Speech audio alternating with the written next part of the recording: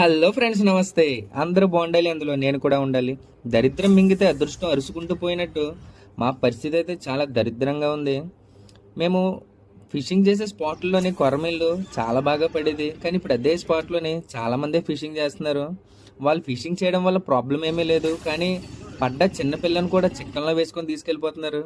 దానివల్ల ఇంకా అక్కడ ఏ ఫిషెస్ కూడా మాకైతే హుక్ అవ్వట్లేదు, కరువు అయిపోయింది ఇంకా.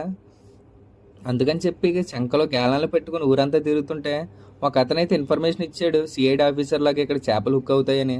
సరే కదా అని కాస్టింగ్ చేయడానికి వస్తే ఇక్కడ ఏం హుక్ అయిందో మీరే చూడండి. చూసారు కదా ఫ్రెండ్స్, ఒక రబ్బర్ కప్పని ఒక రియల్ కప్ప మింగడం. మాకైతే ఇక్కడ ఏ ఫిష్ హుక్ అవ్వలేదు, ఈ కప్పలు ఎక్కువగా ఉన్నాయి.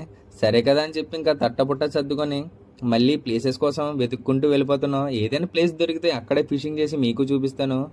అప్పటి వరకు బాయ్ ఫ్రెండ్స్.